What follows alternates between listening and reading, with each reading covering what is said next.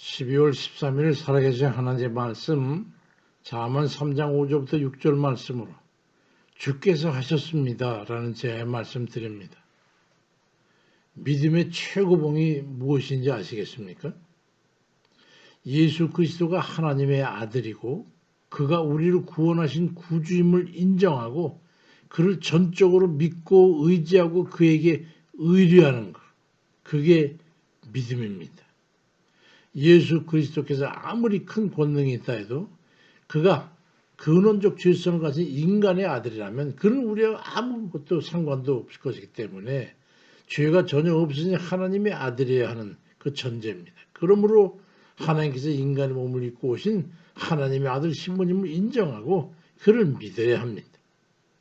그가 죄가 전혀 없으신 하나님의 아들이기 때문에 우리가 지은 죄값을 대신 지고 죽어줄 수 있는 그런 조건을 갖추신 분으로 인정하니까 그를 의지해서 우리 모든 자신의 죄를 그에게 맡겨드리고 우리는 죄에서 자유로울 수가 있게 되는 겁니다.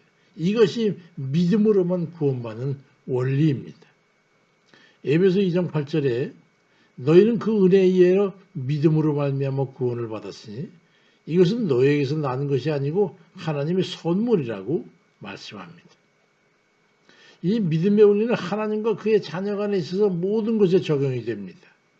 이걸 읽어서 그래서 진리라고 일컫는 겁니다. 요한복음 8장 31절 이하에 그러므로 예수께서 자기를 믿는 유대인들에게 이르시되 너희가 내 말이 거하면 참으로 내 제자가 되고 진리를 알지니 진리가 너희를 자유롭게 하리라고 말씀하셨던 겁니다. 예수 그리스도만이 우리를 모든 영적으로나 육적으로 모든 속박에서 자유롭게 할 수 있는 겁니다. 그래서 주 예수 그리스도를 믿고 그를 의지하고 그에게 모든 것을 맡기는 것이야말로 온전한 믿음인 것입니다. 어떻게 신뢰해서 어디까지 의지하고 어디까지 맡겨야 될까요? 그럼 모든 것에 모든 걸 주관하시는 분임을 우리가 인정하는 겁니다. 제가 아는 한 사람은 젊어서부터 치질을 앓고 있었는데 중년이 될 때까지 그냥저냥 지내다가 나중에 병이 볼 때 하혈을 너무 많이 하게 되니까 빈혈이 생기고 때로는 화장실 바닥에 주저앉기도 해서 결국은 수술을 하게 되는데 수술이 잘못돼가지고 항문이 좁아져서 굳은 변을 보게 되면 큰 어려움을 겪게 되었습니다. 그런 변을 보기 전에 그래서 항상 기도를 합니다. 변을 보고 나면 감사하고 그제서야 괴춤을 여미게 됩니다. 나아가서 식사를 할 때 변 볼 걸 생각해서 하나님 앞에 참 잘 보게 해달라고 날 먹고 소화되게 했다고 기도합니다. 감이라도 한 개 먹으려 치면 하나님 앞에 꼭 기도하고 맡기고 먹습니다. 사는 뭐 그런 걸 가지고 그러냐고. 그런데 그런 거가 한 가지 깨달은 게 있습니다. 인생에서 하나님께서 관여하지 않으시는 것이 없다라는 깨달음입니다. 숨 한 번 쉬는 것이나 물 한 모금 마시는 것이나 눈 한 번 깜빡이는 것까지 모두가 하나님께서 주관하는 것임을 깨닫게 되었다는 거예요.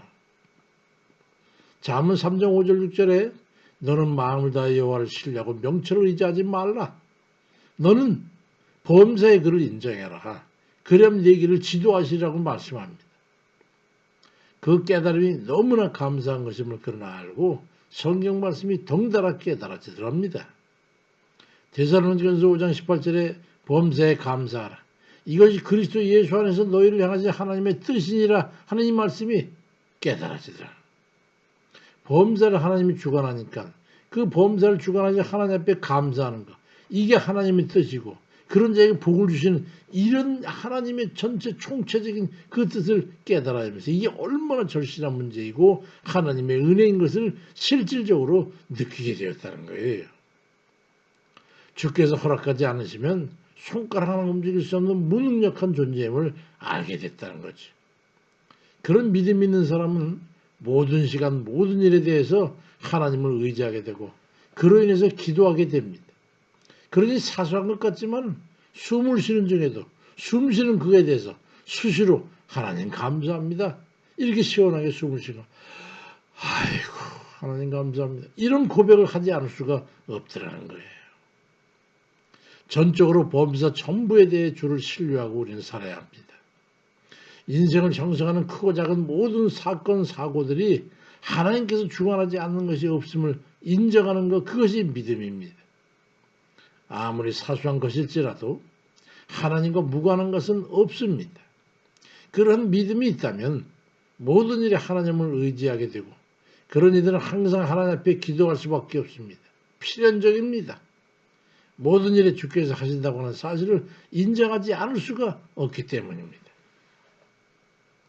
잠언 3장 5절에도 너는 마음을 다해 여호와를 신뢰하고 네 명체를 의지하지 말라고 말씀합니다. 범사에 주께서 하셨습니다라는 이 믿음의 고백을 다 해보시기 바랍니다. 숨쉬고 주님께서 하셨습니다. 밥을 잘 소화시켜 주님께서 하셨습니다. 별을 잘 보고 나서도 주님께서 하셨습니다.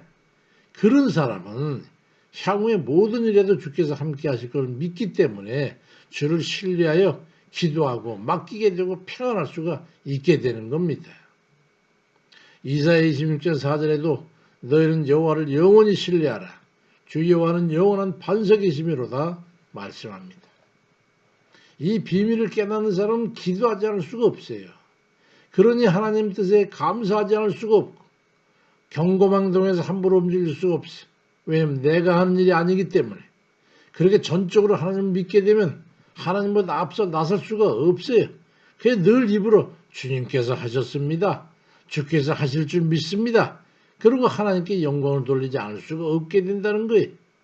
하나님의 은혜를 실하지 않을 수 없고 그래서 감사하지 않을 수가 없는 겁니다. 여호사밧 왕이 거대 적군을 향해서 백성들에게 손을 잡고 나아가면서 역대하 20장 20절에 보니까 여호사밧이 서서 이르되 유다와 예루살렘 주민들아 내 말을 들을지어다. 너희는 너희 하나님 여호와를 신뢰하라. 그리하면 견고히 서리라. 그렇게 선포했습니다. 그리고 주께서 함께 하셔서 그들을 구원하시는 큰 은혜를 경험하게 됐던 거 아니겠습니까? 모든 것은 주께서 하십니다. 그것을 범사에 주를 시인하는 이들 되시길 바랍니다. 로마 10장 10절에도 사람이 마음으로 믿어 의에 이르고 입으로 시인하여 구원에 이르느니라 말씀합니다. 크고 작은 범사에 주께서 하셨습니다.